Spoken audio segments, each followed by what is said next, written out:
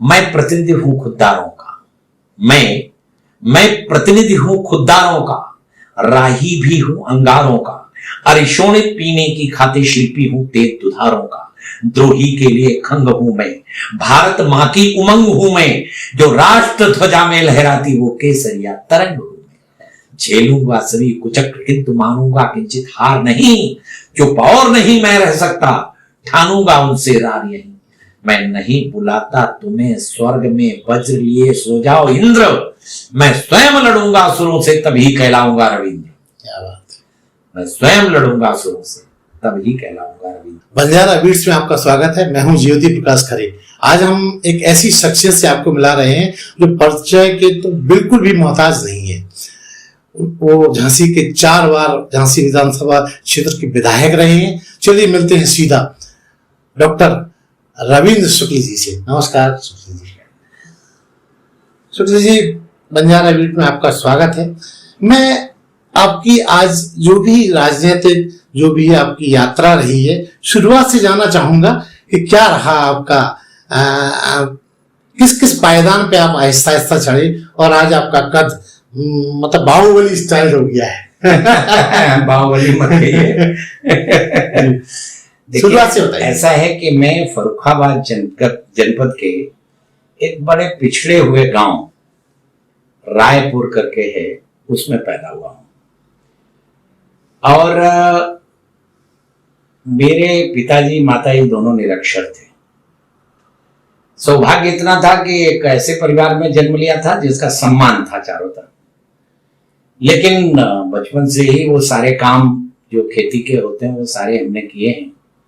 गांव में भी प्राइमरी स्कूल नहीं था, करीब 2 किलोमीटर दूर प्राइमरी स्कूल जाते थे, और 6 से लेकर के 10 तक 4 किलोमीटर प्रतिदिन जाना, 4 किलोमीटर प्रतिदिन आना। बरसात के समय पर एक बरसाती नाला रहता था जो पूरा चढ़ा हुआ रहता था, उसको तैर करके पार करना पड़ता था। प्रारंभ में तो रस्सी बांध करके, मतलब तैरना आपने शुरू से सीख लिया? हाँ, वो तो बिना तैरने के जा ही नहीं सकते थे, स्कूल नहीं जा सकते थे, इसलिए वो स्वाभाविक। और नदी भी है, काली नदी है पास में, तो स्वाभाविक रूप से हम लोग जब जानवर चराने जाते थे जी जी, तो नदी के किनारे जानवर चरते थे, फिर उसमें खूब खेलते थे जी जी। तो प्रारंभ से ही बचपन से तैरना वरना सीख लिया था। लेकिन स्थिति ये थी कि गांव में, और गांव नहीं 10-20-50 गांव में कोई भी ग्रेजुएट तो था ही नहीं। जी। हाई स्कूल भी शायद गिनती के लोग होंगे, क्योंकि हाई स्कूल वहां 4 किलोमीटर दूरी पर था, मूसाखेरिया में, वहीं से लोग पढ़ते थे। अब वो जब जाते थे स्कूल तो माँ हंसिया या खुरपी रख देती थी, लौट के आओगे तो खेत से चारा ले आना, तो चारा लेके आते थे। इतवार के दिन छुट्टी रहती थी, तो खासकर बरसात के दिनों में घास छीलनी पड़ती थी, घास छील के लाते थे और फिर वो तालाब में धोते थे, फिर उसको सिर पे रख करके घर तक लाते थे, रात में चारा काटते थे, चारा आसानी सब किया है। 4 बजे सुबह उठ करके गोबर कूड़ा करते थे। अच्छा, क्योंकि समय पर पहुंचना होता था स्कूल, तो स्कूल 4 किलोमीटर पैदल जाना, तो स्वाभाविक रूप से पहले 4 बजे उठ करके गोबर कूड़ा करते थे, फिर इसके बाद नहा धो करके तब जाते थे स्कूल। तो उन परिस्थितियों में खेत में खूब काम किया।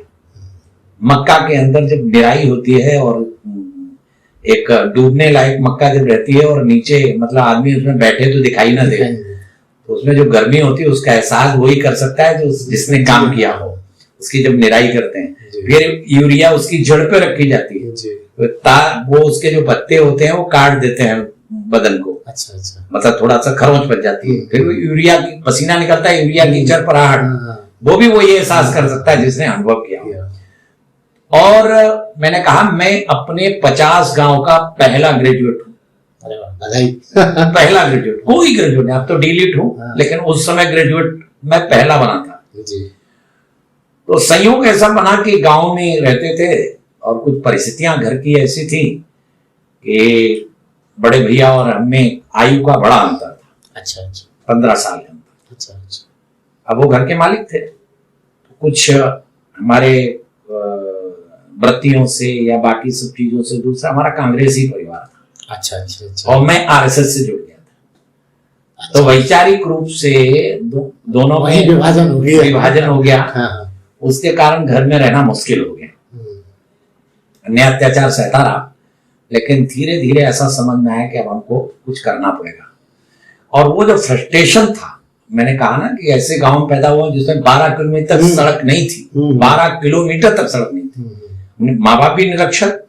अब उन परिस्थितियों से निकलकर संघ के सहयोग से ही मैंने इंटर किया। और इंटर में भी मैं बताते हुए मुझे कोई छुपाऊंगा नहीं कि जो फ्रस्ट्रेशन था घर का, वो फ्रस्ट्रेशन बाहर निकलता था। उसके कारण मैं 3 कॉलेजों से रिस्ट्रिकेट हुआ, निकाला गया। अच्छा। लेकिन कभी फेल नहीं हुआ। तो निकालने की वजह उद्दंड था, कहीं न कहीं कुछ ऐसा। अब एक घटना है, मैं गांव से गया था, बड़ी सी चोटी थी और पजामा और कमीज पहनता था। तो वहां जो पुराने बच्चे थे उन्होंने अपमान कर दिया, मेरी चोटी खींच दी, उनसे झगड़ा हो गया। ऐसे ही एक शाखा लगाने नहीं देते थे, वो झगड़ा हो गया। ऐसे ही एक स्कूल में एक अध्यापक ने किसी बच्चे के साथ गलत हरकत कर दी, तो वो झगड़ा हुआ। तो ऐसे करके मेरे अपने लिए कोई झगड़ा नहीं हुआ, दूसरों के लिए हुआ। तो कुल मिलाकर के वहां से इंटर करने के बाद हमारे जो वहां के जिला प्रचारक थे, वो यहाँ पर संघ के, वो यहाँ पर विभाग प्रचारक होके आए थे। झांसी हमारी झांसी जी, हमारी झांसी। तो यहाँ ट्रांसफर होके वो आए थे। और मुझे मैंने मेडिकल जो आयुर्वेदिक ग्रुप था उससे इंटर किया था जी। हमको आयुर्वेदिक कॉलेज में एडमिशन लेना था। अच्छा। तो यहाँ आयुर्वेदिक कॉलेज में एडमिशन लिया मैंने। और संयोग ऐसा बना कि एडमिशन एक्स्ट्रा सीट पे हुआ था। भक्त दर्शन बीसी थे उस समय कानपुर के जी। उनकी और धुलेकर जी की कोई झगड़ा हो गया, तो जो अतिरिक्त सीटों पर उन्होंने एडमिशन 5 किए थे, वो 5 निरस्त हुए, उनमें मैं भी था। तो आप डॉक्टर बनने से, उस वाले डॉक्टर बनने से बच गए। तो उसमें जो है उस समय ऐसा हुआ कि फिर वो वहां से निकाले गए, वहां से फिर हटे, तो फिर बीकेडी में एडमिशन ले लिया। संघ का अधिकारी था, संघ का काम करता था और बाकी सब विद्यार्थी परिषद का भी काम देखते थे। संघ कार्यालय पर जिससे ग्रेजुएशन किया आपने? बीकेडी से मैंने लॉ ग्रेजुएशन। अच्छा। फिर हमने एमए किया किसी और यूनिवर्सिटी से। फिर डीलिट हमको मिला है चौधरी बंसी लाल विश्वविद्यालय हरियाणा से। किस विषय पे आपको डीलिट मिला? मुझे मानद उपाधि मिली है, मेरी जो मैंने साहित्य का काम किया है उसके सम्मान में मिला है। अच्छा।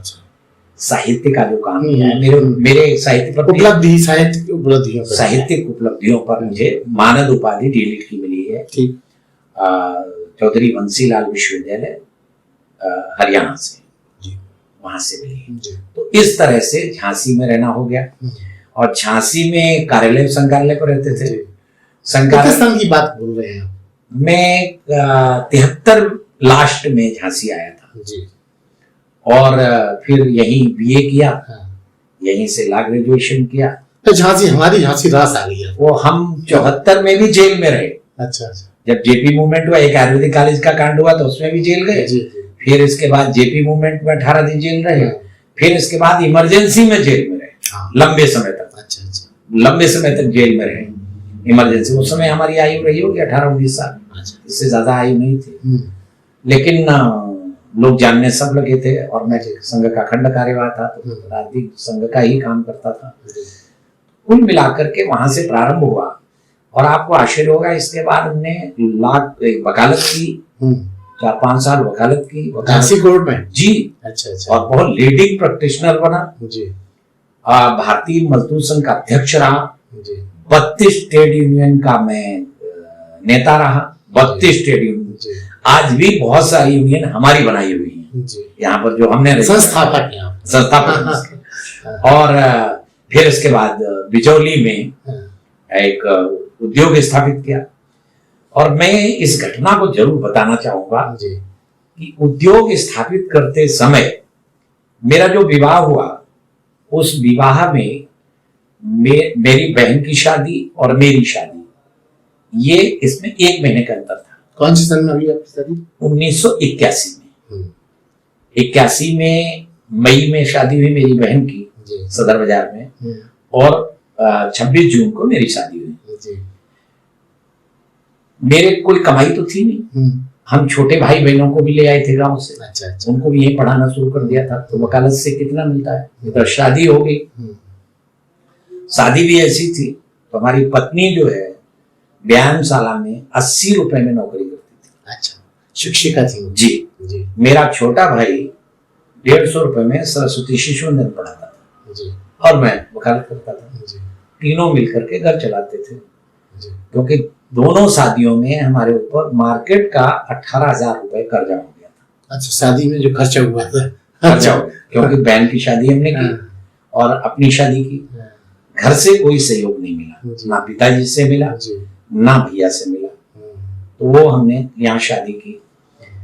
इसके बाद, शादी के बाद पता नहीं कहां से वो भारतीय मजदूर संघ का काम कर रहे थे, तो दिमाग में अचानक एक जगह हड़ताल हुई, वहां कुछ लोगों को निकाल दिया गया।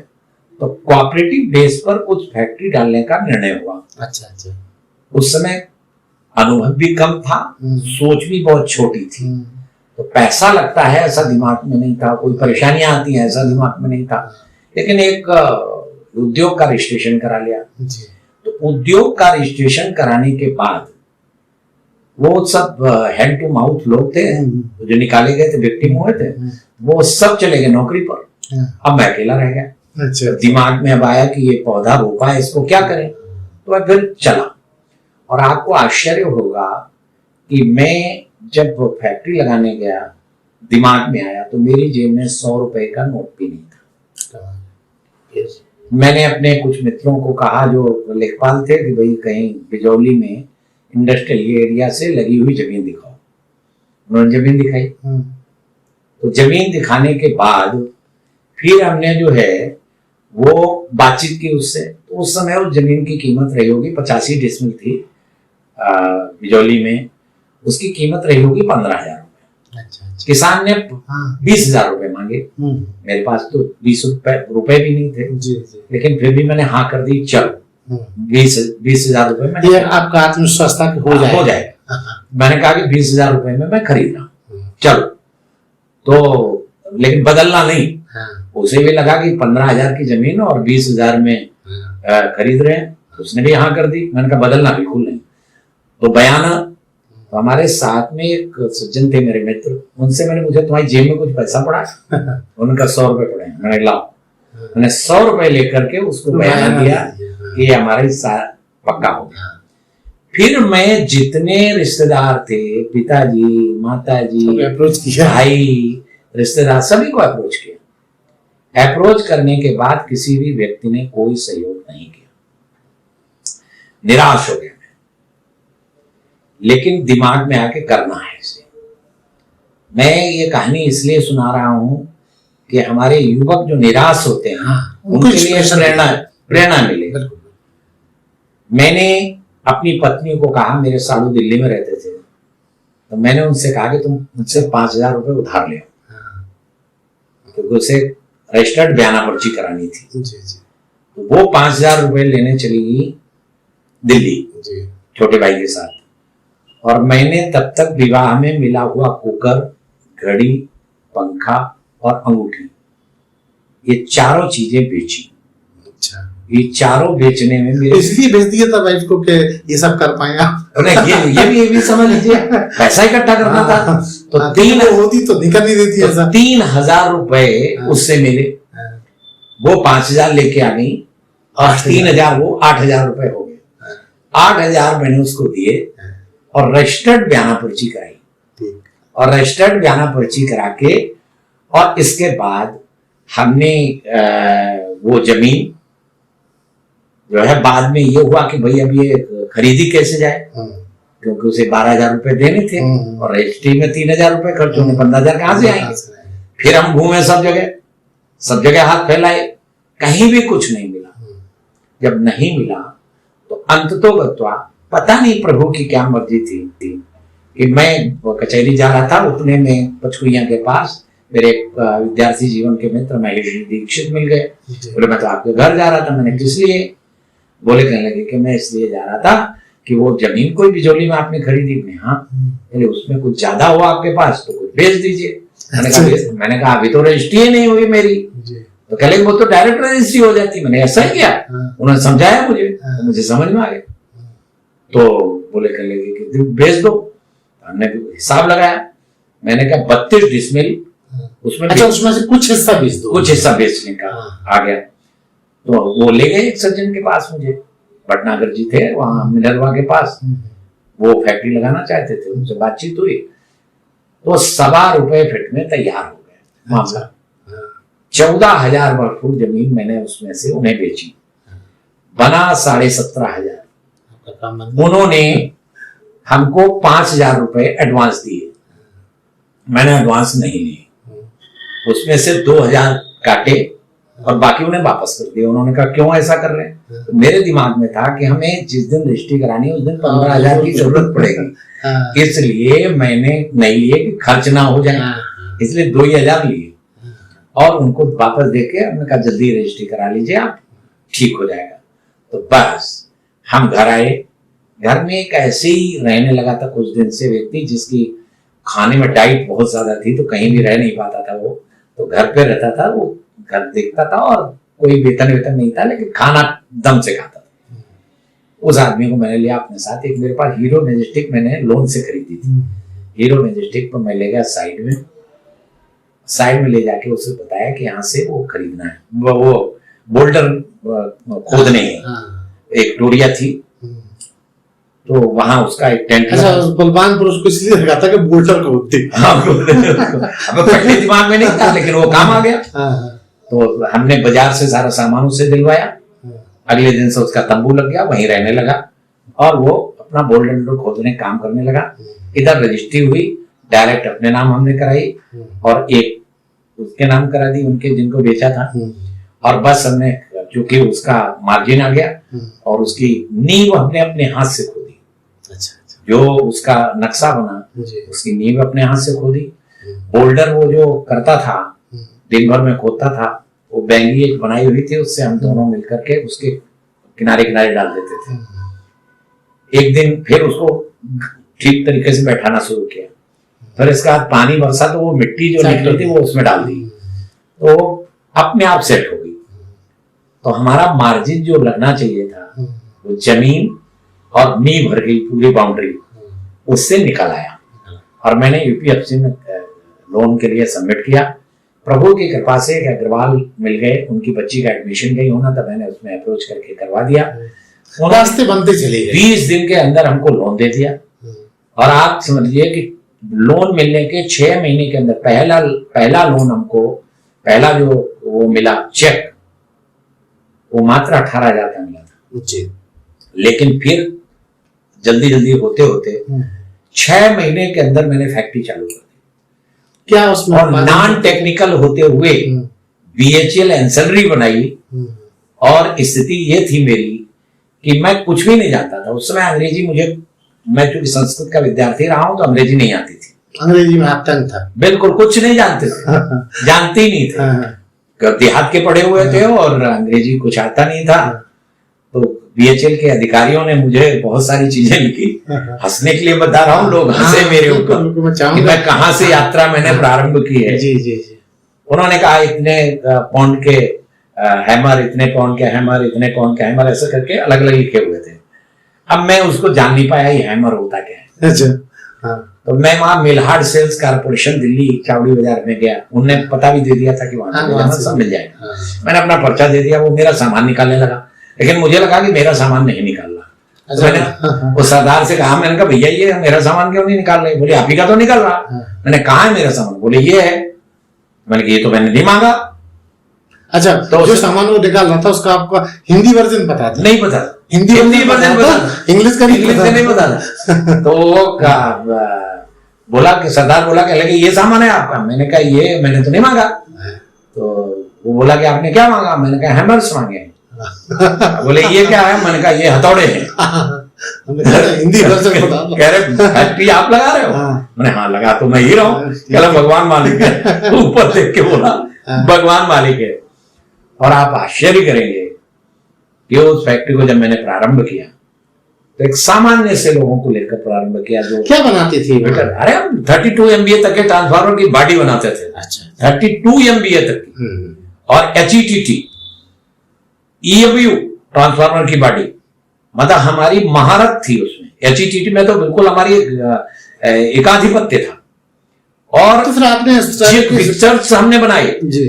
और आप आश्चर्य करेंगे कि जिस व्यक्ति को अंग्रेजी का एक शब्द नहीं आता था, हमने 1 करोड़ तक का टर्नओवर लिया उससे, 2 फैक्ट्रियां और लगाई बिजली में जी। अच्छा। और 68,000 का इनकम टैक्स हमने 1988 में पे किया। और उस समय 68,000 हम तनख्वाह बांटते थे 2 लाख से। तो इन सबको बनाने के लिए आपको विशेषज्ञ नहीं, मैं वही कह रहा हूं, विशेषज्ञों से ज्यादा विशेषज्ञ मैंने इन हाथों से हथौड़े चलाए, घन चलाए, अभी भी चलाइए, होटल बनाने में भी चलाए। आज फर्स्ट एंगल ड्राइंग मेरे सामने रख दीजिए, थर्ड एंगल ड्राइंग रख दीजिए, मुझे कोई ड्राइंग पढ़ने में परेशानी नहीं हुई। अनुभव के आधार पर एक जॉब गलत बन गया था और उस समय हम एक जनरल मैनेजर रखे थे, उसे अच्छी तनख्वाह दे रहे थे, अधिकारी रह चुका था वो। उसने मिरर व्यू बना दिया एक 32 MVA के ट्रांसफार्मर को, बाहर था विदेश का।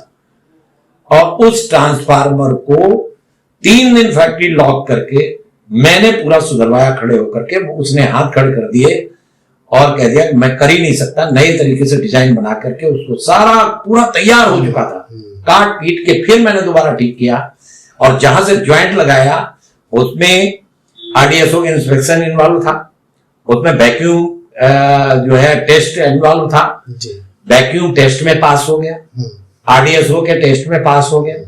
और इतनी सफाई से काम किया, इतना जबरदस्त काम हुआ कि आश्चर्य कर रहे थे कि ये कैसे बन गया। 2 रुपए किलो का जो हो गया था माल वो पूरा चला गया, नुकसान हुआ लेकिन उतना नहीं हुआ, क्षतिपूर्ति हो गई। क्षतिपूर्ति हो गई। फिर आप शिक्षा मंत्री कब बने? मैं मायावती की जब गवर्नमेंट बनी, मायावती के साथ मिलकर के बीजेपी ने जब बनाई तो उसमें बेसिक शिक्षा, अनौपचारिक शिक्षा, प्रौढ़ शिक्षा और अनुसंधान, ये सब मुझे दिया गया और स्वतंत्र प्रभार मिला।